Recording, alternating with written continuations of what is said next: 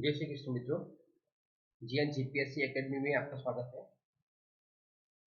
आज मैं आपको सेंट्रल मोटर व्हीकल्स रूल्स 1989 का चैप्टर 3 जिसे बोलते हैं रजिस्ट्रेशन ऑफ मोटर व्हीकल्स, जिसका मैं पार्ट 1 चलाने वाला हूँ। इसके 2 चैप्टर आगे कंप्लीट हो चुके हैं। मैंने सेम ऐसा ही एक चैप्टर जो मोटर व्हीकल एक्ट 1988 का रजिस्ट्रेशन ऑफ मोटर व्हीकल मेरे चैनल में है, वो देख सकते हैं। वो एक्ट है। अभी मैं आज आपको रूल सिखाने वाला हूँ कि जो रनिंग रूल्स क्या है वो सिखाने जा रहा हूँ, बरोबर है। जो रजिस्ट्रेशन ऑफ मोटर व्हीकल्स है उसके अभी रनिंग रूल्स क्या है वो मैं आज सिखाने जा रहा हूँ, बरोबर है। तो देखते हैं। फर्स्ट है ट्रेड सर्टिफिकेट, जैसे बोलते हैं टीसी। अभी टीसी किसके लिए इंपॉर्टेंट है? तो टीसी इंपॉर्टेंट है जो डीलर है, जो मैन्युफैक्चरर ऑफ ऑटोमोबाइल्स है, इसके लिए जरूरी है, बरोबर है। तो टीसी जो डीलर है, जो ऑटोमोबाइल मैन्युफैक्चरर है, उसके लिए जरूरी है। और कई बार टेस्ट एजेंसी है उसके लिए भी जरूरी है। अभी इस चैप्टर में सेक्शन 33 से लेके सेक्शन 81 तक का पूरा चैप्टर इसमें कवर है। Section 33 to section 46 depends on a trade certificate, means TC. Section 47 to Section 61 depends on registration of motor vehicles. Then Section 62 to 73 depends on fitness of motor vehicles. And other colleges 74 to 81 वो सब अलग अलग है। मेरे इस video में आप देखेंगे सेक्शन 33 से लेके सेक्शन 61 तक, 62 से लेके 81 तक का नेक्स्ट पार्ट मैं आपको 2 दिन के बाद दूंगा। अभी हम स्टार्ट करते हैं सेक्शन 33 से। तो सेक्शन 33 क्या कहना चाहता है? Condition for assumption from registration. किस कंडीशन में रजिस्ट्रेशन को एजम्पशन मतलब गिना नहीं जाता है, ऐसी कौन सी कंडीशन है? या रखो, आपको रजिस्ट्रेशन कब जरूरी है? कि जब व्हीकल पब्लिक रोड पे आए तब उसको रजिस्ट्रेशन या टेम्पर रजिस्ट्रेशन कंपलसरी है, बरोबर है। जब आपका व्हीकल पब्लिक रोड पे आए तब ही टेम्पररी रजिस्ट्रेशन और रजिस्ट्रेशन जरूरी है, अदरवाइज कोई जरूरी नहीं है। तो किस कंडीशन में एजम्पशन है? तो ये रखो,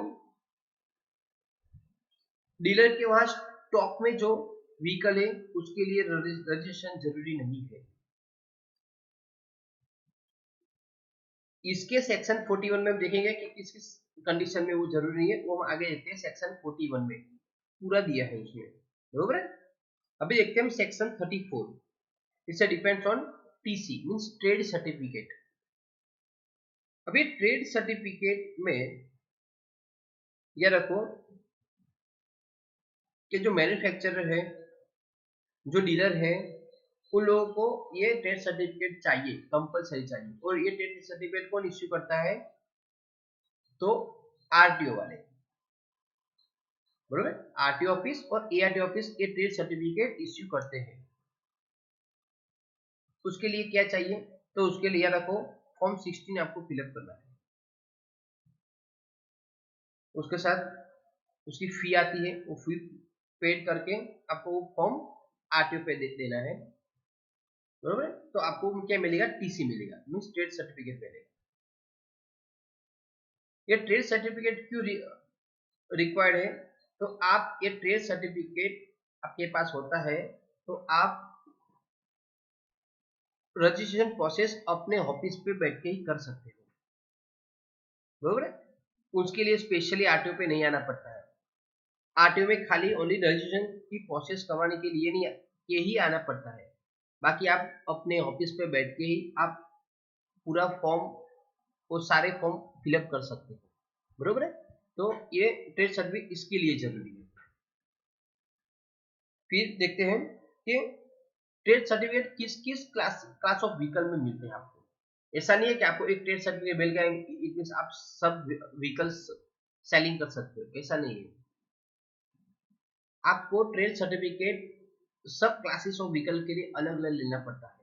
तो कौन सा क्लासेस ऑफ व्हीकल्स है तो देख लीजिए आप, मोटरसाइकिल है, इनवैलिड कैरेज है, लाइट मोटर्स व्हीकल है, मीडियम पैसेंजर व्हीकल है, मीडियम गुड्स व्हीकल है, हैवी पैसेंजर मोटर व्हीकल्स है, हैवी गुड्स व्हीकल है, ई रिक्शा है, ई कार्ट है, any other motor vehicles of specified description, इसमें कंस्ट्रक्शन व्हीकल है, टेलर है, वो सब के लिए आपको टीसी कंपल्सरी रिक्वायरमेंट है, बरोबर है।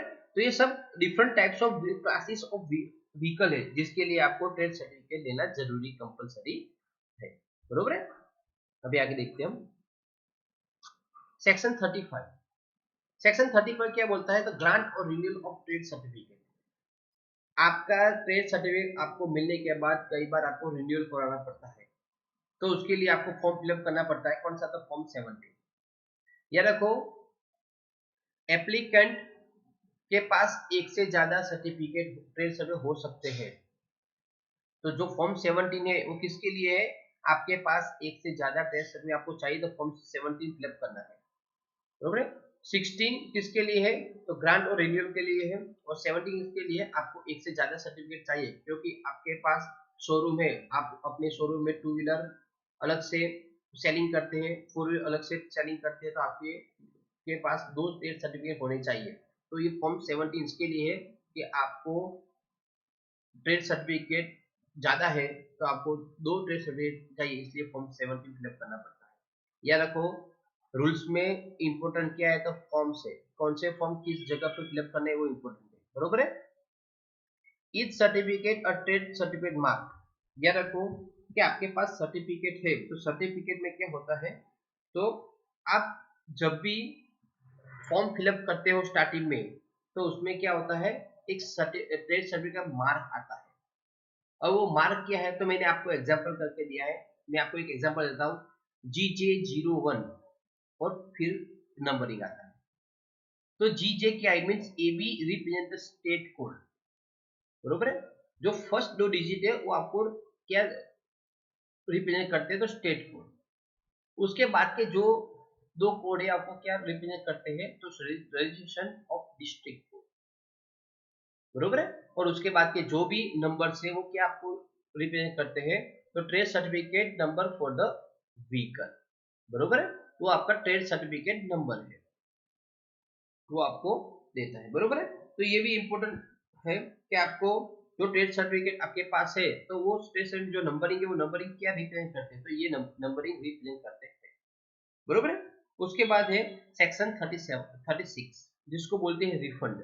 और रिफंड क्या है, तो registering authority refuse to issue और रिन्यू ट्रेड सर्टिफिकेट, वो कई बार उसको रिन्यू भी करता है और रिफ्यूज भी करता है। It shall refund to applicant 50% of the fee paid along with the application, पर उसके बुनियाद पर 50% फी उसको रिफंड मिलती है। किसके लिए, तो टीसी के लिए, बरोबर है। टीसी की जो भी फी उसने पेड की है, तो उसमें उसको कितना रिफंड मिलता है, तो रिफंड मिलता है only for 50% of the paid fee, बरोबर है। अभी आगे देखते हैं हम सेक्शन 37 पीरियड ऑफ वैलिडिटी। अभी यार रखो कि ट्रेड सर्टिफिकेट की वैलिडिटी कब तक है, तो ट्रेड सर्टिफिकेट की वैलिडिटी 12 मंथ मींस 1 ईयर के लिए है।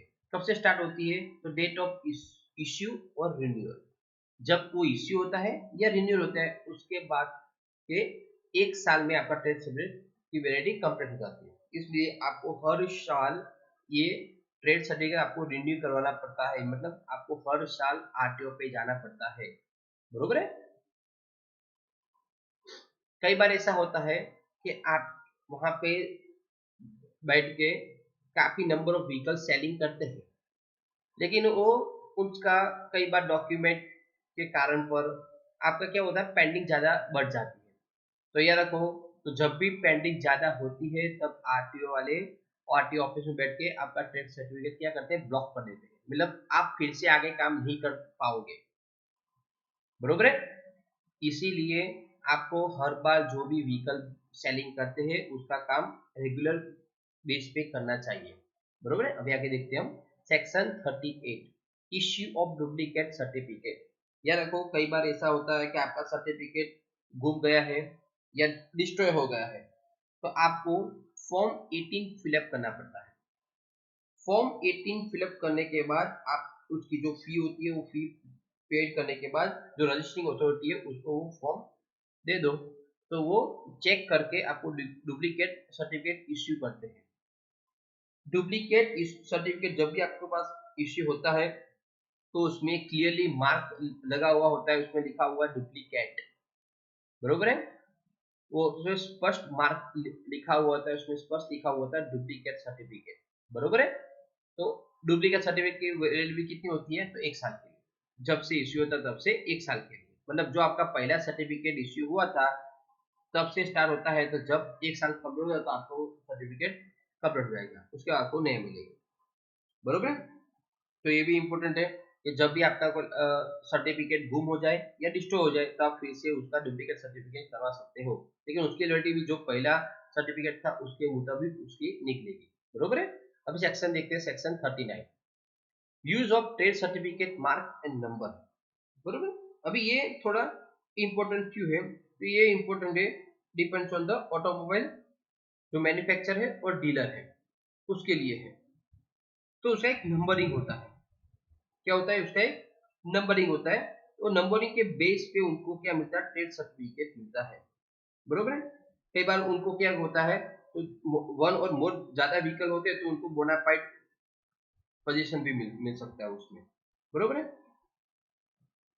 आगे मैं आपको बताता हूँ कि the trade certificate shall be carried on a motor vehicle in weatherproof circular folder and the trade registration mark shall be executed on conscious place in the vehicle, बरोबर है। तो ये क्या है, उसका ट्रेड सर्टिफिकेट का mark and number है, बरोबर। ये ट्रेड सर्टिफिकेट इसलिए इंपॉर्टेंट है, बरोबर।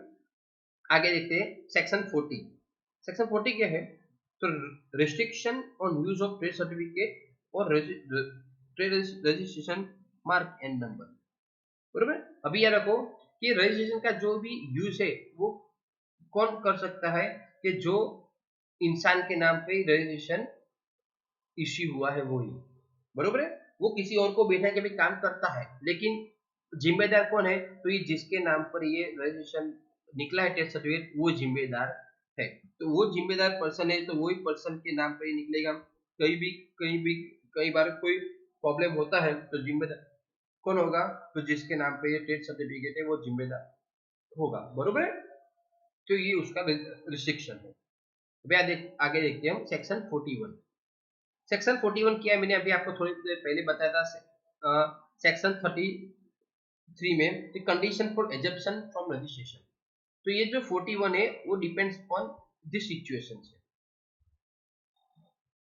कि the holder of a trade certificate shall not use any vehicle in public place under the certificate for any purpose other than, ये जो मैंने दिए है आपको उसके अलावा वो पब्लिक प्लेस में नहीं जाता है, तो ये सब के अलावा उसको रजिस्ट्रेशन करने की कोई जरूरत नहीं है।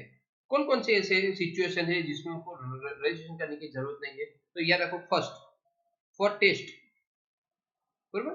कई बार क्या होता है व्हीकल को चेकिंग करने से पहले उसको टेस्ट करना पड़ता है, बरोबर। कंस्ट्रक्शन है और रिपेयरिंग है जो भी है उसको क्या करना है, टेस्ट करना पड़ता है। तो टेस्ट पर्पज के लिए जो भी व्हीकल यूज होता है उसको रजिस्ट्रेशन करने की कोई जरूरत नहीं है। उसके बाद क्या होता है, तो है returning from a weighbridge, for processing to returning from a weighbridge for an after weighment to and from any place for its registration. उसको वेट करवाने के लिए कहीं भी हम बाहर ले जा सकते हो, बरोबर, वापस भी लाते हैं, तो उसके लिए भी रजिस्ट्रेशन कराने की कोई जरूरत नहीं है। उसके बाद है कि आपको उसका डेमो देना है, उसका बेनिफिट क्या है वो सब आपको परचेजर को दिखाना है, तो उसके लिए भी रजिस्ट्रेशन करवाने की कोई जरूरत नहीं है। उसके बाद है कि आप अपना व्हीकल रिटर्निंग और प्रोसेसिंग अपने प्रीमाइसिस, जो डीलर का प्रीमाइसिस एरिया होता है उसमें आप कर सकते हो, मतलब उसके अंदर आप चला सकते हो, पब्लिक प्लेस में नहीं। मतलब पब्लिक प्लेस में नहीं, आप जो डीलर का जितना प्रीमाइसिस एरिया है उसमें आप वो व्हीकल चला सकते हो, बरोबर है। तो उसके लिए भी आपको रजिस्ट्रेशन करवाने की कोई जरूरत नहीं है। उसके बाद हम देखते हैं कि उसके बॉडी फिटिंग करने के लिए या कोई एक्स्ट्रा अटैचमेंट करने के लिए आप उसको वर्कशॉप में ले जाते हो, वर्कशॉप में से लाते हो, कोई रिपेयरिंग करवाते हो, कोई पेंटिंग करवाते हो, तो उसके लिए भी आपको रजिस्ट्रेशन करवाने की जरूरत नहीं है। जब तक व्हीकल पब्लिक प्लेस में नहीं घूमता तब तक उसको रजिस्ट्रेशन करने की कोई जरूरत नहीं होती है, बरोबर है। कई बार क्या होता है, तो व्हीकल एयरपोर्ट पे मतलब के प्लेन में आते हैं, कई बार ऐसा होता है कि रेलवे स्टेशन में से हम लाते हैं, बरोबर। तो वो सब कंडीशन में लाते हैं या उसके वर्कशॉप में से लाते हैं या उसके गोडाउन में से लाते हैं। तो जब भी वो व्हीकल वहां से यहाँ तक लाते हैं तो उसके लिए भी हमें रजिस्ट्रेशन करवाने की कोई जरूरत नहीं होती है, बरोबर है। तो ये सब कंडीशन है जिसमें आपको रजिस्ट्रेशन करवाने की कोई जरूरत नहीं होती है, तो बरोबर है। तो मैंने जो आपको जो 33 में समझाया था, ये सब कंडीशन यही है जिसमें आपको रजिस्ट्रेशन करवाने की कोई जरूरत नहीं होती है। अब आप देखते हैं सेक्शन 42। सेक्शन 42 क्या है, तो सेक्शन 42 है delivery of vehicle subject to registration. कि जब भी आपको डिलीवरी मिलता है, बरोबर है, डिलीवरी मिलता है, या रखो उसी टाइम आपके पास रजिस्ट्रेशन नंबर नहीं होता है, तो उस टाइम जो डीलर है वो आपको क्या देता है, तो आपको देता है टेम्पररी रजिस्ट्रेशन, जिसको बोलते हैं हम सी टेम, बरोबर है। आपको याद होगा जब भी व्हीकल शोरूम में से बाहर निकलता है तो उस पे व्हाइट कलर की एक सफेद पट्टी लगी होती है जिससे बोलते हैं हम सी टेम, मतलब टेम्पररी रजिस्ट्रेशन, बरोबर। उसको बोलते हैं हम टेम्पररी रजिस्ट्रेशन। तो टेम्पररी रजिस्ट्रेशन कौन प्रोवाइड करता है, तो वो प्रोवाइड करता है डीलर, बरोबर। तो dealer of vehicle subject to registration, या रखो जब भी डिलीवरी होती है उसके 7 दिनों के भीतर आपको रजिस्ट्रेशन करवाना कंपलसरी है, बरोबर। वो जिम्मेदारी किसकी है, तो जिम्मेदारी डीलर की है, बरोबर। 7 दिनों में आपको वो डॉक्यूमेंट्स आरटीओ में सबमिट कराने, वो जिम्मेदारी किसकी होती है, तो डीलर की होती है, बरोबर है। तो सब डीलर पर जिम्मेदारी है, और वो 7 दिनों के भीतर आप अपना व्हीकल पब्लिक प्लेस में घुमा सकते हो क्योंकि आपके पास टेम्पररी रजिस्ट्रेशन नंबर है। नहीं होता है तो आप फोल्ट में हो और डीलर भी फोल्ट में है, बरोबर। उसके लिए आपको पेनल्टी लग सकती है। सेक्शन 43 देखिए किसके लिए है, तो register of trade certificate. Every holder for a trade certificate shall maintain a register in form of 19, बरोबर है। आप जो भी सेलिंग करते हैं, बरोबर है, व्हीकल, तो उसका रजिस्ट्रेशन मेंटेन करना जरूरी है, ओरिजिनल और डुप्लीकेट। या देखो ओरिजिनल डुप्लीकेट मतलब क्या है, मतलब आपको दोनों सर्टिफिकेट रजिस्टर मेंटेन करने हैं। कई बार आपका ट्रेड सर्टिफिकेट गुम हो गया तो डुप्लीकेट ट्रेड सर्टिफिकेट आएगा, तो वो ओरिजिनल है वो, मतलब आपको दोनों रजिस्टर मेंटेन करने हैं। ओरिजिनल रजिस्टर वो मेंटेन करना है, यदि नहीं है तो डुप्लीकेट रजिस्टर मेंटेन करना है, आपको ये मेंटेन करना है इन फॉर्म 90, बरोबर। अब कई बार क्या करते हो, ट्रेड सर्टिफिकेट के साथ आप घूमते हो, तो उस सब को कॉलम नंबर 7 में आपको फिलअप करना होता है, बराबर। जो रजिस्टर है उसकी कॉलम नंबर 7 में उसको फिलअप करना है इन बेस ऑफ द फॉर्म 90। आगे देखते हैं सेक्शन 44। सेक्शन 44 क्या है, सस्पेंशन और कैंसिलेशन ऑफ ट्रेड सर्टिफिकेट, बराबर। If the registering authority has reason to believe that the holder of any trade certificate has not complied with the provision of rules 39 to 43, अभी हमने जो rules देखे 39 से लेके 43 तक के, वो रूल को वो फॉलो नहीं करता है, बरोबर। डीलर वो सब रूल्स को फॉलो नहीं करता है तो रजिस्ट्रिंग अथॉरिटी क्या कर सकता है, उसको सस्पेंशन और कैंसिलेशन कर सकता है ट्रेड सर्टिफिकेट। मैंने अभी बोला आपको कि ट्रेड सर्टिफिकेट सस्पेंशन और कैंसिलेशन की पूरी जिम्मेदारी किसके पे होती है, तो पूरी जिम्मेदारी होती है रजिस्ट्रिंग अथॉरिटी के पास। उसको सस्पेंड करना है, कैंसिल करना है, उसकी पूरी जिम्मेदारी किसके पास होती है, तो जो रजिस्ट्रिंग अथॉरिटी उसके पास होती है, और यदि कई बार वो सस्पेंशन और कैंसिलेशन कर देते हैं तो उसको क्या करना पड़ता है, उसको अपील में जाना पड़ता है। वो अपील कहाँ कर सकता है, तो वो पर्सन अपनी अपील 30 दिनों के भीतर जो मोटर व्हीकल्स डिपार्टमेंट है उसमें वो कर सकता है। मोटर व्हीकल डिपार्टमेंट है वो उसको वहां पे कर सकता है। वो डिपार्टमेंट में जो भी ऊपर अधिकारी है उसको लगेगा ना ये गलत है, तो उसको फिर से टेस्ट मिल सकता है, और वो उसको लगेगा ना ये सही है, जो भी ऑथोरिटी ऑफिसर ने किया वो सही है, तो वो उसका टेस्ट सर्टिफिकेट पूरा सस्पेंशन और कैंसिल हो सकता है। बरोबर है। अभी देखते हैं सेक्शन नंबर 46, वो किसके लिए है, तो प्रोसीजर फॉर अपील। मैंने अभी आपको बताया कि 30 दिनों के भीतर आपको अपील करनी पड़ती है मोटर व्हीकल डिपार्टमेंट में। बरोबर है। वो देखते हैं और 30 दिनों के भीतर वो पूरा सुन के वो आपको उसकी प्रोसीजर आगे करते हैं। वो depending on the motor vehicle department है, उस पर डिपेंड है, वो आगे आपको सुनाते हैं। बरोबर है। अभी हम आगे देखते हैं।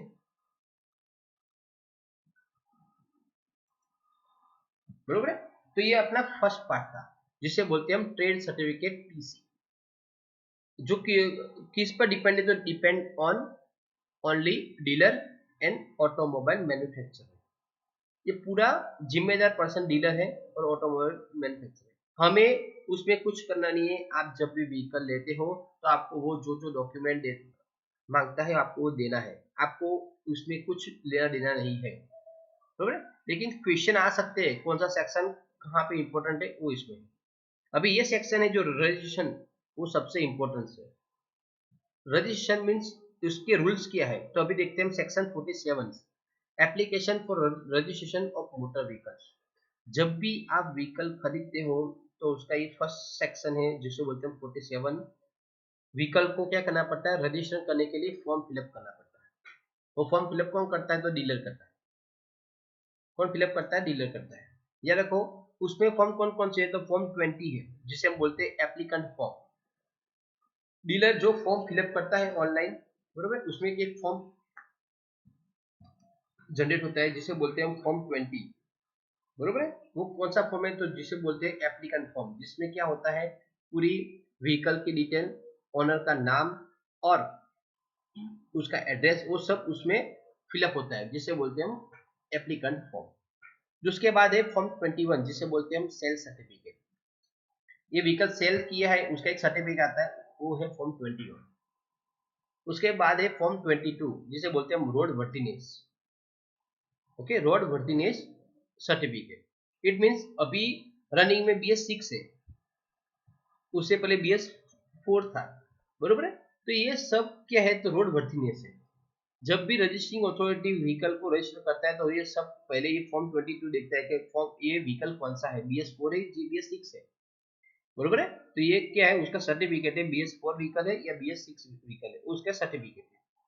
उसके बाद आएगा वैलिड इंश्योरेंस। आपने व्हीकल परचेस किया है तो उसके साथ क्या मिलेगा, आपको इंश्योरेंस मिलेगा। उसके साथ आपको कौन से डॉक्यूमेंट देने हैं, तो एक एड्रेस प्रूफ देना है। कौन सा एड्रेस प्रूफ आएगा, तो आप उसमें कौन से एड्रेस प्रूफ वैलिड है, तो एक वैलिड है इलेक्शन कार्ड, आधार कार्ड, तो पासपोर्ट, इलेक्शन बिल, वो सब वैलिड है। यह रखो अकेला आधार कार्ड वैलिड नहीं है। बोलो अकेला आधार कार्ड वैलिड नहीं है, इलेक्शन कार्ड आधार कार्ड वैलिड है, दोनों साथ में वैलिड है। आधार कार्ड पासपोर्ट वैलिड है, आधार कार्ड इलेक्शन बिल वैलिड है, लेकिन अकेला वैलिड नहीं है।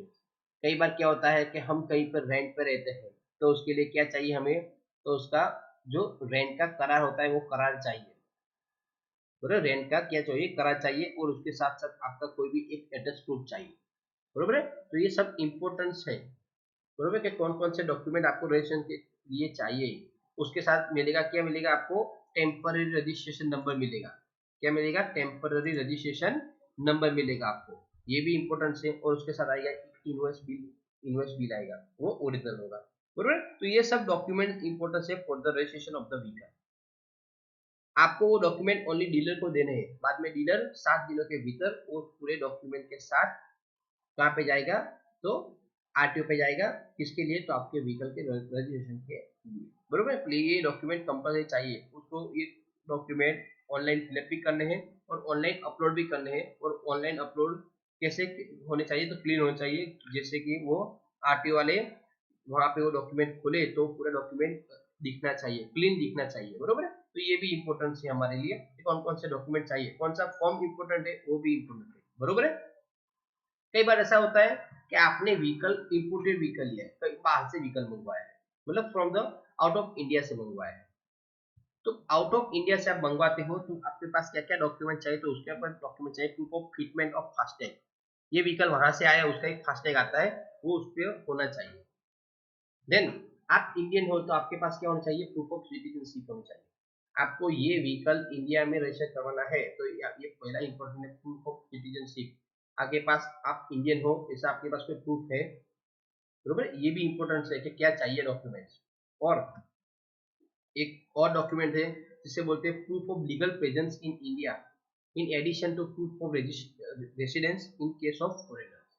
ये रखो, आप लीगली यहाँ पे रहते हो इंडिया में और आपके पास कोई लीगल प्रूफ है, आप हो फॉरेनर लेकिन आपके पास लीगल प्रूफ है कि आपका रेसिडेंस यहाँ पे है, तो आप इम्पोर्टर व्हीकल यहाँ पे रजिस्टर करवा सकते हो। लेकिन ये डॉक्यूमेंट आपको चाहिए, कंपलसरी चाहिए, बरोबर। ये डॉक्यूमेंट के बिना आप रजिस्ट्रेशन अथॉरिटी आपका डॉक्यूमेंट मतलब आपका ये व्हीकल रजिस्टर नहीं करती है, बरोबर। तो ये सब जरूरी होता है।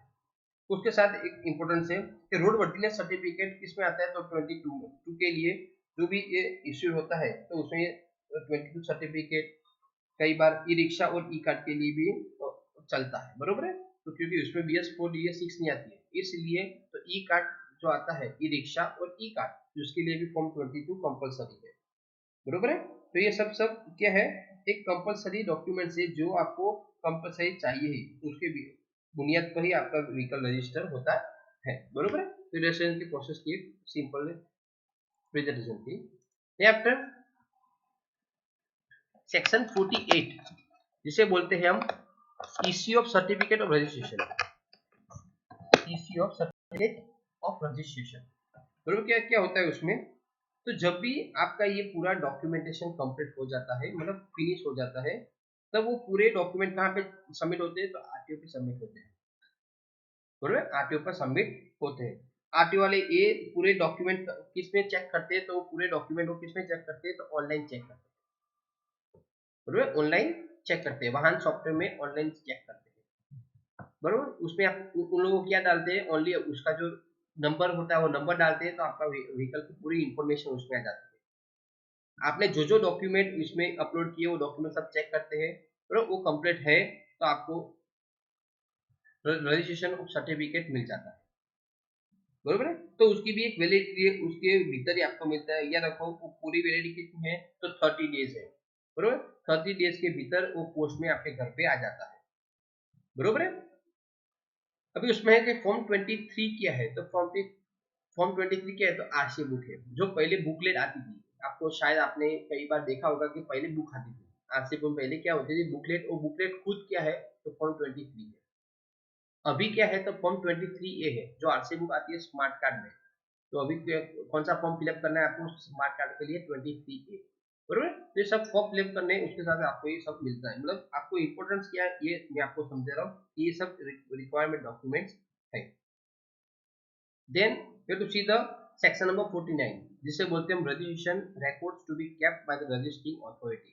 ये देखो, आपका नंबर जब भी हो जाए, मतलब certificate of registration means RC आपकी वो कंप्लीट हो जाए, मतलब आपके डॉक्यूमेंट का नंबर हो गया, तो उसके बाद या देखो वो सारे डॉक्यूमेंट को रजिस्ट्रिंग अथॉरिटी संभाल के रखती है, बरोबर है। वो सारे डॉक्यूमेंट को अथॉरिटी संभाल कर रखती है। किस पर नजर रखती है, तो उसको बोलते हैं फॉर्म 24।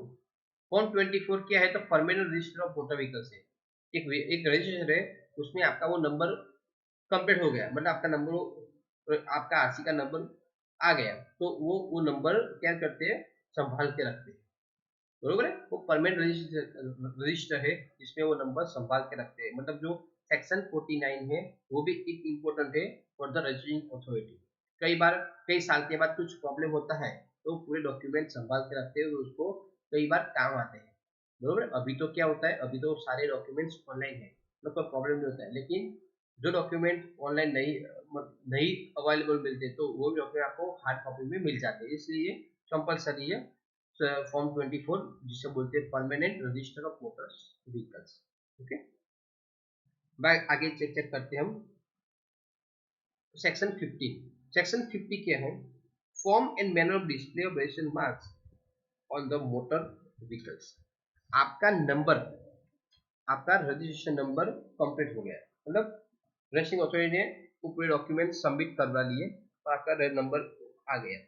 आपको मालूम होगा आपका नंबर कैसे आता है, तो GJ वो मैंने आपको समझाया, वो स्टेट कोड है, 01 डिस्ट्रिक्ट कोड है, मतलब जो अथॉरिटी है उसका कोड है, बरोबर है। उसके बाद एक सीरीज का नंबर आता है, तो सीरीज नंबर है, और उसके बाद 4 अंक का कोई भी नंबर आपके रजिस्ट्रेशन नंबर आ जाता है, बरोबर।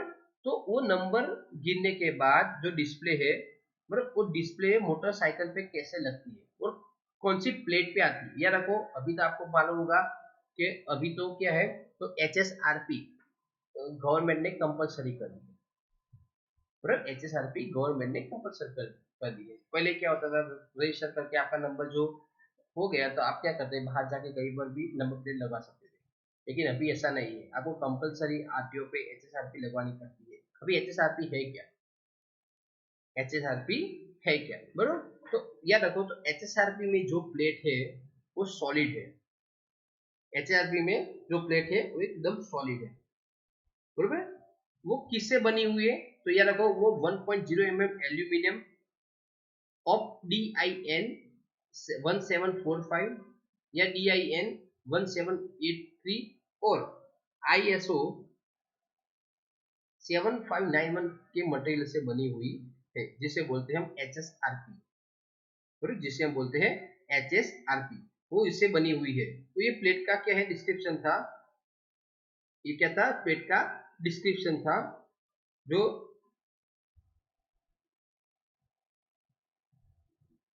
आपका नंबर गिरता है, वो नंबर पे जो प्लेट नंबर पे लगती है, तो ये उसका नंबर है, मतलब HSRP का ये नंबर है, बरोबर है। तो ये HSRP पूरा नंबर है।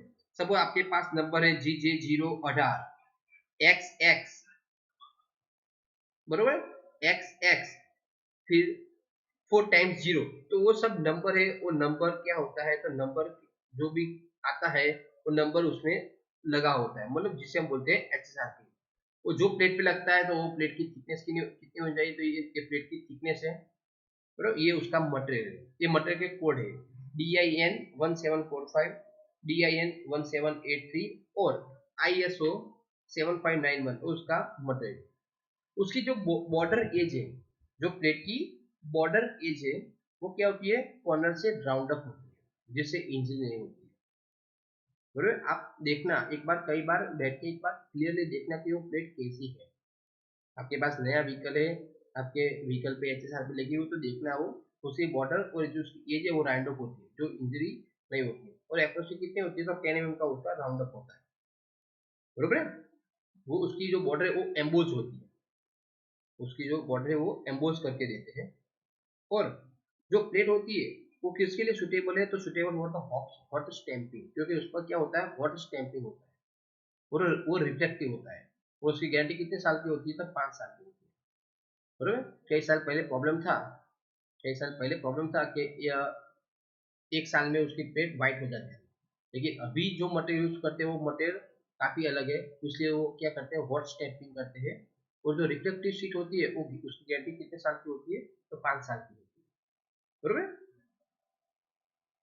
उस पेज पे आप देखिए, तो एक वर्डिंग लिखा होता है जिसे बोलते हैं IND, मतलब इंडिया। जो ब्लू कलर का मार्क है वो कहाँ पे होता है, exactly left left left centre में होता है। जो प्लेट की लेफ्ट सेंटर है उसमें एग्जैक्टली ब्लू कलर का IND का मार्का होता है।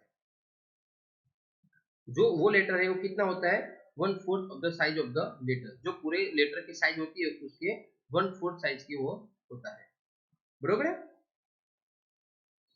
वो फॉइल, हॉट स्टैंपिंग और integral part of the pet, वो हॉट कर मतलब हॉट स्टैंपिंग करके वो फॉइल करके उसमें लगाते हैं, वो कंपलसरी है। फिर क्या है आगे, जो उसका एक होलोग्राम आता है, बराबर, जो उसका होलोग्राम आता है वो किसके बेस पे होता है, तो based on the chromium base, बराबर। क्रोमियम बेस्ड होलोग्राम होता है, वो भी हॉट स्टैंपिंग करके वो लगवाते हैं। ये रखो कि आपको जब भी प्लेट लगवानी है तो प्लेट आप आरटीओ पे जाके लगवा सकते हो, बरोबर है। उस प्लेट पे कोई स्टिकर्स नहीं और कोई एडहेसिव लेबल्स आप नहीं लगा सकते, तो जो प्लेट वहां से HSRP डिपा में आपको जो देता है, ऐसी प्लेट आपको अपनी व्हीकल पे लगवानी है। मतलब आप कुछ उसमें ज्यादा नहीं कर सकते हो, बरोबर है। तो ये इंपॉर्टेंस है कि वो जो प्लेट आती है वो कैसे होती है, तो counter fitting by applying the chromium based hologram, बरोबर। उसका ऊपर एग्जैक्टली क्रोमियम बेस का होलोग्राम होता है और वो हॉट स्टैंपिंग करके वो लगवाते हैं। अब उस पर कोई परमानेंट स्टिकर से वो कुछ भी आइडेंटिफिकेशन नंबर है वो कुछ भी नहीं लगा सकते हो, तो याद रखो वो भी वन टाइप ऑफ एक क्राइम है। अब कुछ यही जो प्लेट है वो वही प्लेट आप लगा सकते हो, बरोबर है। देन आफ्टर क्या होता है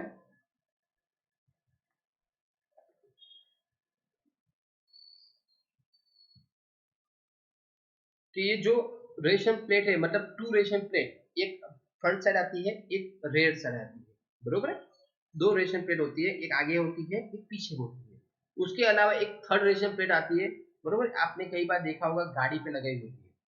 वो कहाँ पे लगाते हैं, तो याद रखो वो भी क्रोमियम बेस्ड होलोग्राम होता है, स्टिकर, जिसे हम स्टिकर बोलते हैं।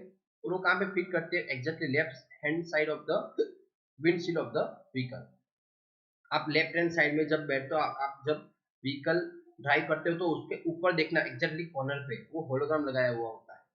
मतलब आपका व्हीकल रजिस्टर हुआ है, उसका एक होलोग्राम ऊपर लगा हुआ था, मतलब उसका नंबर देख लो, आपके जो प्लेट पे नंबर है वही नंबर उसमें होगा, बरोबर। तो वो भी एक इम्पोर्टेंस है, क्या कहाँ पे लगा होता है और क्यों लगाते हैं, तो ये इसके लिए जरूरी है, बरोबर है। अभी जो प्लेट है वो कैसे फिट करते हैं, तो plate fitted by fastened with non-removable or non-reusable snap lock fitting system और rear of the vehicle और बैक ऑफ द व्हीकल। वो कौन लगाते हैं, जो रजिस्ट्रिंग अथॉरिटी है वही लगा के आपको देते हैं। या रखो वो रिमूवेबल नहीं है और रीयूजेबल नहीं है। एक बार स्टैंपिंग हो गया मीन्स हो गया, फिर आपको क्या करना है, उसको निकालवाना है तो आपको तोड़ना ही पड़ेगा, उसके अलावा वो नहीं निकल पाएगा, बरोबर है। फिर हम देखते हैं कि वो साइज की प्लेट कितनी होती है हर एक व्हीकल के। वो भी हमारे मन में सवाल होना चाहिए कि हम प्लेट तो लगवाने जाते हैं, तो हर एक व्हीकल की प्लेट कौन सी होती है, डिफरेंट डिफरेंट साइज की होती है, क्योंकि हर एक व्हीकल की साइज सेम नहीं होती है, इसलिए वो क्या कहते हैं, डिफरेंट डिफरेंट साइज की उसकी प्लेट की साइज होती है। सपोज हमारे पास टू व्हीलर है, थ्री व्हीलर है, मोटरसाइकिल्स है, ई रिक्शा है या ई कार्ट है, तो उस सब में प्लेट की साइज कितनी होती है, तो 200 × 100 है। ओके, उसकी साइज कितनी होती है, 200 × 100 mm। 200 लेंथ होती है, 100 mm उसकी हाइट होती है। लाइट मोटर व्हीकल है या पैसेंजर कार्स है, तो उसकी कितनी होती है, 340 × 200 या 500 × 120 mm। ये दो साइज है, मतलब जिस व्हीकल में जो भी साइज हम लगा सकते हैं लगा सकते हैं, ये उसकी स्टैंडर्ड साइज है, बरोबर है। फिर medium communication vehicles, heavy vehicles, trailer, जिसके लिए साइज है 340 × 200 mm। और कई बार हम चेक करते हैं कि एग्रीकल्चर जो ट्रैक्टर आता है उसकी जो फ्रंट और रियर दोनों साइज डिफरेंट होती है। तो जो फ्रंट साइज है वो कितनी होती है, 285 × 45 mm, और रियर साइज कितनी होती है, तो 200 × 100 mm। मतलब ये रियर मतलब जो ट्रैक्टर का ट्रॉली आती है पीछे, तो ट्रॉली में साइज लगती है 200 × 100 mm, और जो ट्रैक्टर है उसमें साइज लगती है 285 × 45 mm। ये कंप्लीटली साइज है, जो रजिस्ट्रेशन प्लेट थी उसकी एक कंपलसरी साइज है। कई बार क्या होता है, तो पावर थ्रिलर होता है, बरोबर। कई बार ट्रक के पीछे पावर थ्रिलर लगा हुआ होता है, तो पावर थ्रिलर की भी साइज कितनी एग्जैक्टली होती है, 200 mm × 100 mm, रियर और बैक साइड दोनों तरफ, बरोबर है। कई बार क्या होता है वो अलग अलग होती है, तो फ्रंट में होती है 285 × 45 में होती है, और बैक साइड में 200 × 100 में होती है। अभी के जो मौजूदा मोटरसाइकिल्स है उसमें साइज क्या होती है, तो 285 × 45 में फ्रंट साइड वो परमिटेड है, बरोबर है। वो भी एक रजिस्टर मार्क का है जो कंपलसरी है व्हीकल में, बरोबर है।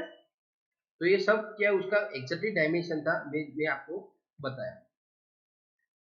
फिर क्या होता है कि वो एग्जैक्टली कहाँ पे लगता है, वो भी जरूरी कहाँ पे लगता है, तो या को जो रजिस्ट्रेशन है वो कहाँ पे एग्जैक्टली लगता है, उसका डिस्टेंस वो सब फिक्स होता है, बरोबर। उसका डिस्टेंस कहाँ पे होता है, एग्जैक्टली फिक्स होता है। या रखो आप टू व्हीलर ड्राइव करते हो तो उसके फिक्स हो तो आगे का जो बोनेट है उसके एग्जैक्टली नीचे आपकी नंबर प्लेट लगाई होती है, और पीछे नंबर प्लेट कहाँ पे होती है, जो पार्सल की टेल लाइट होती है उसके एग्जैक्टली नीचे लगाई होती है, वो एक फिक्स है, बरोबर। फोर व्हीलर में देखो कहाँ पे होती होती है, एग्जैक्टली बीच में होती है, आगे और पीछे एग्जैक्टली जो बीच में होती है, बरोबर है। वो एक साइज है, वो एग्जैक्टली वहां पे ही फिक्स होती है। अभी उसमें क्या होता है, कई बार आपको मालूम होगा कि उसमें जो नंबरिंग करते हैं वो नंबरिंग की साइज क्या है, वो नंबरिंग कैसा होता है। तो यार the letters of the registration mark shall be in English, वो इंग्लिश लेटर होते हैं, and the figure in Arabic numerical. यार रखो उसके जो लैंग्वेजेस है, मतलब जो उसकी फ्रंट की साइज है वो साइज फिक्स है। फ्रंट कौन से है, तो फ्रंट है अरेबिक न्यूमेरिकल है, और किस में होते हैं, exactly compulsory in English, no Gujarati no Hindi, exactly in English, बरोबर है।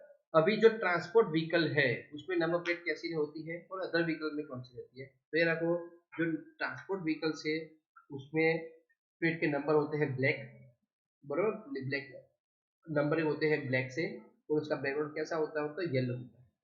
तो जो अदर व्हीकल है उसमें नंबरिंग कैसा होता है, जो ब्लैक व्हाइट में होता है, सॉरी ब्लैक में होता है, और बैकग्राउंड उसका कैसा होता है, व्हाइट होता है। मैंने आपको ये पहले भी एक बार बताया था, जो ट्रांसपोर्ट व्हीकल है उसकी नंबर प्लेट हमेशा येलो होगी और नंबरिंग ब्लैक से होगी। प्राइवेट व्हीकल है, बरोबर है, उसमें नंबरिंग ब्लैक से होगा और उसका बैकग्राउंड है ऑलवेज व्हाइट होगा, बरोबर है, बरोबर है। फिर हम आगे देखते हैं कि the registration mark for a tailor shall be exhibited on the left side। ये देखो जो टेलर आता है उसमें नंबरिंग प्लेट कहाँ पे लगती है, तो exactly on the left side. उसमें भी उसका कलर कौन सा होता है, तो ब्लैक होता है, और बैकग्राउंड कौन सा होता है, तो येलो होता है, क्योंकि वो के one type of transport vehicle. फिर हम ड्राइंग व्हीकल है, एग्जैक्टली वो कहाँ पे होती है, तो उसमें होती है राइट हैंड साइड पे।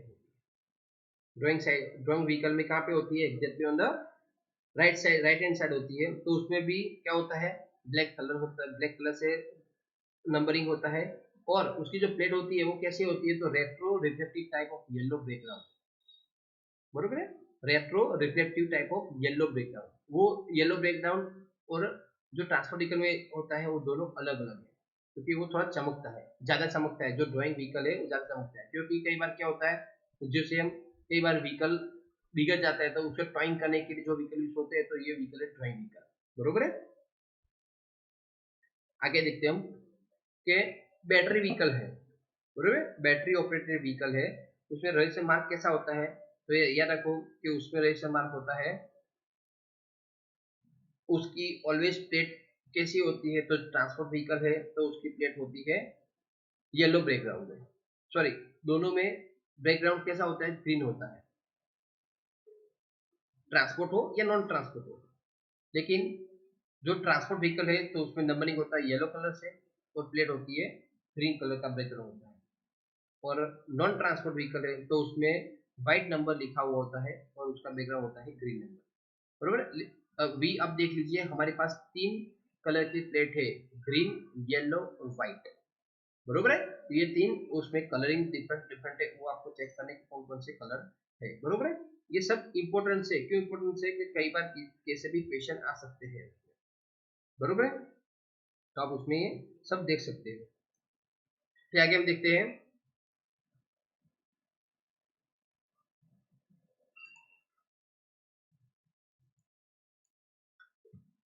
कि उसमें जो नंबरिंग होता है, नंबरिंग होता है वो किस दो लाइन में होता है, जो रजिस्टर मार्किंग है वो दो लाइन में होती है।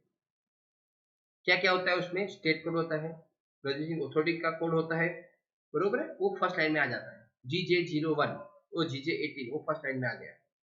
उसके बाद दूसरे जो होती है सेकंड लाइन, वो ऑलवेज नीचे लिखते हैं, मतलब सीरीज नंबर लिखते हैं और उसके बाद पूरी सीरीज लिखते हैं। सपोज आपका नंबर E1 है, पूरा का पूरा नंबर प्लेट जो है वो नंबर E1 है 2446, तो वो एक ही लाइन में एग्जैक्टली क्लीन आ जाएगा। लेकिन आपका नंबर ऑड है तो एक्स्ट्रा न्यूमेरिक नंबर होगा, वो नंबर सेकंड लाइन में ही आएगा। आप एक बार चेक करना है तो चेक कर लेना। आपका नंबर जो इवन है तो एक ही लाइन में आ जाएगा, लेकिन जो आपका नंबर ऑड है तो एक्स्ट्रा न्यूमेरिक नंबर ऐड होके वो नंबर सेकंड लाइन में ही लिखा जाएगा, वो एक लाइन में नहीं आएगा। बरोबर है, तो ये सब इंपॉर्टेंट है। Every motorcycle except motor cab and motor car manufacturer on from the date of commencement of Central Motor Vehicles Act in a right in a two line. जो रियर साइज होती है उसमें उनको टू लाइन में ही लिखना है, एक line में नहीं लिखना है, या रखो टू लाइन में ही लिखना है। बरोबर है। एग्रीकल्चरल ट्रैक्टर है उसमें रजिस्ट्रेशन मार्क है वो वर्टिकल नहीं लिखना है, उसमें एग्जैक्टली 45 डिग्री से लिखना है। बरोबर, एग्जैक्टली 45 डिग्री से लिखना है।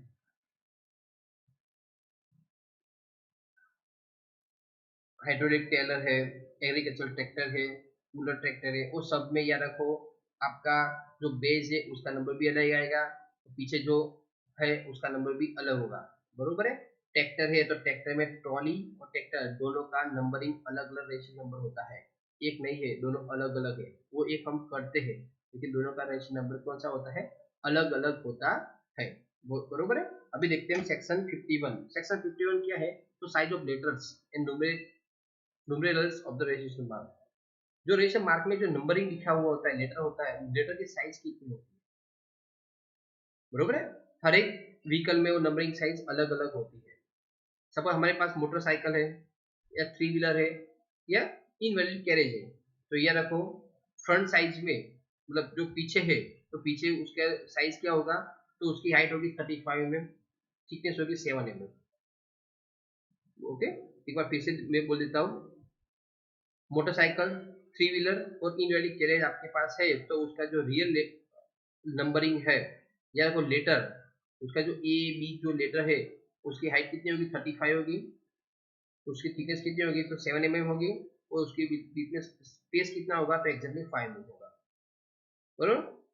नंबरिंग है, नंबरिंग में उसकी हाइट होगी 40, थिकनेस 7 mm है, और स्पेस भी कितना होगा तो 5 mm होगा। और जो फ्रंट है प्लेट है, जो उसकी फ्रंट प्लेट है, तो फ्रंट प्लेट में क्या होगा, तो हाइट होगी 15 mm, थिकनेस होगी 2.5 mm, और स्पेस भी कितना होगा उनका 2.5 mm। बरोबर है। अदर मोटर व्हीकल से मतलब आपके पास फोर व्हीलर है तो उसका फ्रंट और रियर का जो लेटरिंग नंबर होता है वो कितना होगा, तो उसकी हाइट 14 होगी, थिकनेस 7 mm होगी, और स्पेस कितना होगा तो 5 mm। और अदर व्हीकल से, बरोबर, जो बड़े व्हीकल से पैसेंजर व्हीकल व्हीकल है उसकी हाइट कितनी होती है, नंबरिंग की 65 होती है, थिकनेस 10 mm होती है, और उसमें दोनों के बीच में स्पेस कितना होता है तो 10 mm होता है। बरोबर है। तो ये साइज है, तो ये साइज के मुताबिक भी वो एम्बोजिंग करते हैं। बरोबर है। अभी देखते हैं section 52, renewal of certificate organisation. आपको मालूम होगा कि आपको गाड़ी लेने के बाद कई सालों के बाद क्या करना पड़ता है, उसको फिर से रिन्यूअल करवाना पड़ता है। बराबर, आरसी को फिर से क्या करना पड़ता है, रिन्यूअल करवाना पड़ता है। मैंने ये आपको पहले एक बार बता दिया है। आप ये कैसे करवा सकते हो वो मैं आपको भी बता रहा हूँ। तो आप फॉर्म 25 में आपका रजिस्ट्रेशन जब भी कंप्लीट होता है उसके 60 दिनों के पहले, उसके 2 महीने पहले आप ये रजिस्ट्रेशन फी से रिन्यूअल करवा सकते हो। उसके लिए आपको ये जो आपका व्हीकल है वो आरटीओ में दिखाना पड़ेगा। या रखो रजिस्ट्रेशन टाइम पर आपका व्हीकल ले जाने की जरूरत नहीं है, लेकिन आप जब भी रिन्यूअल करवाते हो तब आपका व्हीकल आरटीओ में ले जाना जरूरी कंपलसरी है। उसके बाद ही आपका रजिस्ट्रेशन होता है, पहले नहीं होता है। बरोबर है। उसके लिए आपको फी पेड करनी पड़ती है। बरोबर। यदि आपके पास ट्रांसपोर्ट व्हीकल है तो उसके लिए आपको फिटनेस सर्टिफिकेट चाहिए, वो सब रिक्वायरमेंट्स है, वो आपको कंपलसरी चाहिए, उसके बुनियाद पर ही आपको रिन्यूअल मिलता है, अदरवाइज नहीं मिलता है। बरोबर है। उसके लिए कौन सा फॉर्म फिलअप करना है, तो फॉर्म फिलअप करना है फॉर्म 25 फिलअप करना है। सेक्शन 53 देखते हैं, इश्यू ऑफ डुप्लीकेट सर्टिफिकेट और रजिस्ट्रेशन। उसके लिए आपको फॉर्म फिलअप करना पड़ता है फॉर्म 26। यदि आपका आरसी बुक है वो कई बार खो जाता है या लॉस्ट हो जाता है, तो आपको पहले क्या करना पड़ता है, तो आपको पुलिस कंप्लेन करनी पड़ती है, मतलब एफआईआर करनी पड़ती है, पुलिस में कंप्लेन करनी पड़ती है। वो कंप्लेन करने के बाद रजिस्ट्रिंग अथॉरिटी वो कंप्लेन के साथ, और ये फॉर्म 26 के साथ आप फिलअप करके जब आप उन लोगों को दोगे तो आपको क्या करेंगे, डुप्लीकेट सर्टिफिकेट रजिस्ट्रेशन आपको प्रोवाइड करेंगे, बरोबर है। तो आपको ये कंपलसरी एफआरआई करनी है पुलिस स्टेशन में जाके, बरोबर है। वो सर्टिफिकेट और फॉर्म 26 के साथ आपको ये नया नंबर के लिए आप एप्लीकेशन दे सकते हैं। Then section 54 assignment of new registration mark, वो क्या है। तो आपको कई बार नया रजिस्ट्रेशन की जरूरत है, और नए रजिस्ट्रेशन की जरूरत कैसे होती है, मतलब आपने व्हीकल अदर स्टेट में से परचेज किया है तो उसका नंबर कौन सा होगा, अलग होगा, डिफरेंट होगा। आपने महाराष्ट्र से किया है तो एमएच का होगा, आपने राजस्थान से लिया है तो आरजे का होगा। आपको वो अभी क्या करना पड़ेगा, ट्रांसफर करवाना पड़ेगा, मतलब नया रजिस्ट्रेशन देना पड़ेगा। तो उसके लिए फॉर्म फिलअप करना है, फॉर्म 27 फिलअप करना है। फॉर्म 27 के साथ एक कंपलसरी फॉर्म 28 कंपलसरी है, जिसको बोलते हैं हम नो ऑब्जेक्शन सर्टिफिकेट। हम आगे उसको डिस्कस करते हैं, बरोबर है, इसलिए अभी नहीं समझाता आपको, वो आगे हम डिस्कस करते हैं सेक्शन नंबर 58 में। तो आपको फॉर्म 27 फिलअप करना है, उसके साथ फॉर्म 28 है जिसको बोलते हैं नो ऑब्जेक्शन सर्टिफिकेट। वो सब फॉर्म फिलअप करके आपको आरटीओ देना है, तो आपको वो नया रजिस्ट्रेशन नंबर देंगे, बराबर, वो आपको नया रजिस्ट्रेशन नंबर देंगे, वो कंपलसरी। उसके बाद है सेक्शन 55 जिसे बोलते हैं ट्रांसफर ऑफ ओनरशिप। मैंने मेरा व्हीकल किसी और को बेच दिया, मैंने मेरा व्हीकल किसी और को बेच दिया, मतलब मुझे मेरा व्हीकल दूसरे के नाम पे अभी ट्रांसफर करवाना है। तो दो फॉर्म है, फॉर्म 29 मेरे लिए है, फॉर्म 30 मैंने जिसको व्हीकल बेचा है उसके लिए, बरोबर है।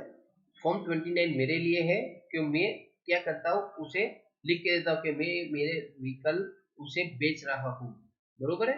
और फॉर्म 33 किसके लिए, तो उसके लिए वो ऐसा ड्यूली साइन करेगा कि मैं इस कैंडिडेट का व्हीकल में ले रहा हूँ। तो ये दो साइन, दो फॉर्म है जिसको बोलते हैं हम ट्रांसफर ऑफ ओनरशिप। उसके साथ साथ कौन से डॉक्यूमेंट चाहिए, तो उसके साथ साथ डॉक्यूमेंट चाहिए, आरसी बुक कंपलसरी चाहिए, जो ओनर है उसकी आरसी बुक कंपलसरी चाहिए। उसके बाद उस व्हीकल का इंश्योरेंस कंपलसरी चालू होना चाहिए, बरोबर है। और उसके साथ उसकी जो अप्रोप्रिएट फी आती है वो आपको पेड करनी है।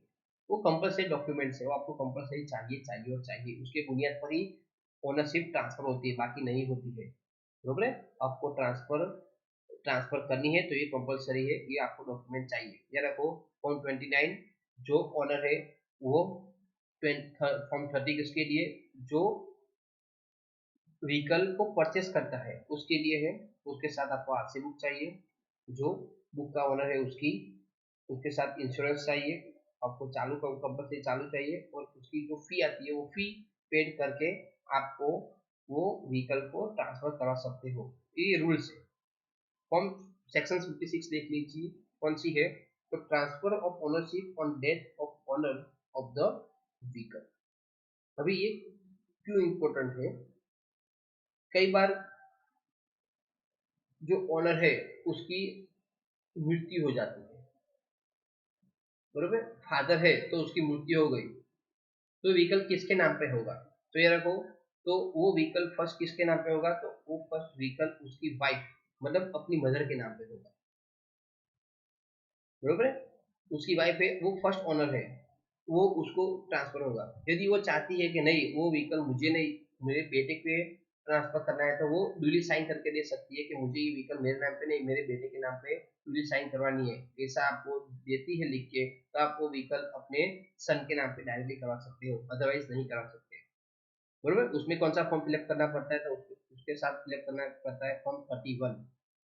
विथ इन 3 मंथ आपको वो ओनर की मृत्यु के बाद विथ इन 3 मंथ के अंदर उसका जो ओनर था उसका death certificate, RC book, insurance, उसकी फी, अभी जिसके नाम पे व्हीकल को ट्रांसफर कराना है उसको कंपलसरी ड्राइविंग लाइसेंस उसको चाहिए ही, बरोबर, तो ही वो व्हीकल उसके नाम पे ट्रांसफर होगा, मीन्स ड्राइविंग लाइसेंस कंपलसरी है। और ई रिक्शा और ई कार्ड होगा उसके लिए परमिट कंपलसरी है। तो ये डॉक्यूमेंट जब सबमिट करते हो तो आपका व्हीकल ऑटोमेटिकली आरटीओ जो रजिस्टरिंग अथॉरिटी है वो व्हीकल आपके नाम पे ट्रांसफर कर देता है, बरोबर। ये कंपलसरी डॉक्यूमेंट्स है, वो कंपलसरी आपको चाहिए ही, उसकी बुनियाद पर ही आपका जो व्हीकल है वो आपके नाम पे कंपलसरी ट्रांसफर हो जाता है। आगे देखते हैं सेक्शन 57 जिसे बोलते हैं transfer of ownership of vehicle purchase in public auction. Public auction it means government है, सेंट्रल गवर्नमेंट है, पुलिस है, वो कई बार कई व्हीकल को लंबे अरसे से वहां पे रहते हैं तो वो व्हीकल को क्या करते हैं, ऑक्शन कर देते हैं। किसी भी स्टेट का व्हीकल हो वो क्या करते हैं, ऑक्शन कर देते हैं। वो ऑक्शन में आपने व्हीकल लिया तो क्या करना पड़ेगा, तो ये रखो वो ऑक्शन में व्हीकल लेने के बाद आपको 30 दिनों के भीतर उसका पोजीशन लेना पड़ेगा। उस व्हीकल का पोजीशन आपको लेना पड़ेगा। कौन सा फॉर्म फिलअप करना है, तो उसके लिए फॉर्म फिलअप करना है फॉर्म 32। उसके साथ साथ आपको क्या चाहिए, तो उसका रजिस्ट्रेशन मतलब आरसी चाहिए, इंश्योरेंस चाहिए, उसकी फी आपको फिलअप करनी है। बराबर। उसके साथ साथ आपको certificate of order confirming the sale vehicle, जो आपने व्हीकल लिया है उसका सेल सर्टिफिकेट चाहिए। The certified copy of order of the central state government authorising the auction of the vehicle, जिसने ये व्हीकल को ऑक्शन किया है, स्टेट गवर्नमेंट से आपने लिया है या सेंट्रल गवर्नमेंट से लिया है या पुलिस से लिया है, किसी भी से भी लिया है, आपने वो व्हीकल लिया है तो उसका एक ऑथोराइजेशन लेटर चाहिए, उसका सर्टिफिकेट चाहिए कि आपने ये व्हीकल वहां से ऑक्शन में परचेस किया है। बराबर। उसके बाद आपको ये सारे डॉक्यूमेंट सबमिट करवाने पड़ते हैं कहाँ पे, तो एग्जैक्टली होना आरटीओ पे, तो उसके साथ आपको क्या मिलता है, ये ओनरशिप मिल जाती है। सपोज आपके पास ई रिक्शा और ई कार्ट है, आपने वो ई ऑप्शन में लिया तो उसके लिए क्या कंपलसरी, तो उसके लिए कंपलसरी है ड्राइविंग लाइसेंस और परमिट कंपलसरी है। उसके बाद ही आपका ये व्हीकल ट्रांसफर होता है, बाकी नहीं होता है। उसके साथ आपको नया नंबर भी आप करवा सकते हो, आपको नया नंबर लेना है तो सपोज वो व्हीकल अदर स्टेट का हो तो, नहीं है तो कोई बात नहीं है। बरोबर है। thereafter see the section number 58। अब 58 क्या है, तो 58 है, मैंने अभी आपको थोड़ी देर पहले बताया था, 58 है no objection certificate in this form 28। आपने अपना व्हीकल अदर स्टेट से परचेज किया है,